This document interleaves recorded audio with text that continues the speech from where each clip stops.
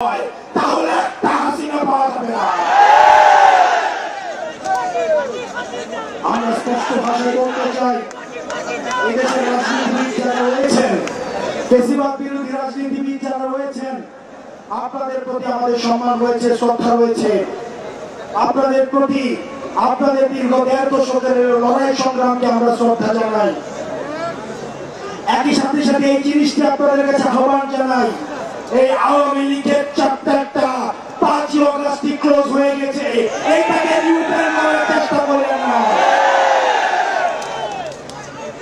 আমাদেরকে বলা হয় বিদেশ থেকে নাকি ইনক্লুসিভ ইলেকশনের এক ধরনের প্রেশার রয়েছে। ২০১৪ সালে যখন বিএনপি নির্বাচনে আসে নাই, তখন ইনক্লুসিভ ইলেকশন কোথায় ছিল? ২৪ সালে ইনক্লুসিভ ইলেকশন কোথায় ছিল? মিডটার্ম ইলেকশনের সময় ইনক্লুসিভ ইলেকশন কোথায় ছিল? বাংলাদেশের রাজনীতি এই ভূখণ্ডের মধ্য থেকে নির্ধারিত হবে, বিদেশের প্রেসক্রিপশনে বাংলাদেশের রাজনীতি নির্ধারিত হবে না।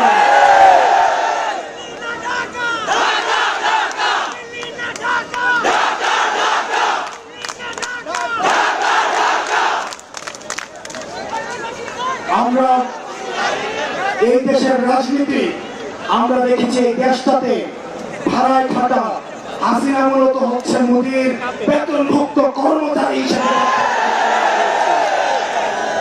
আমরা দেশের হিস্সা এই জনগণের কাছে তুলে দিতে চাই। সুতরাং এই বারবার আওয়ামী লীগের প্রশ্নটাকে যারা টেনে নিয়ে আসে, ৫ই আগস্ট যে বিষয়টি সিদ্ধান্ত হয়ে গিয়েছে, এই বিষয়টিকে বারবার টেনে নিয়ে আসে যারা আমাদের অস্থিতিশীল করার চেষ্টা করে, আমরা অন্তর্বর্তীকালীন সরকারকে বলতে চাই, এই প্রজন্মের যে কনফ্লিক্ট আমরা চাই এটা এখনই শেষ হয়ে যাক, আজকে শেষ হয়ে যাক। এই আওয়ামী লীগ নামক ভাইরাস নিয়ে এই বাংলাদেশ আমরা একদিনও থাকতে চাই না।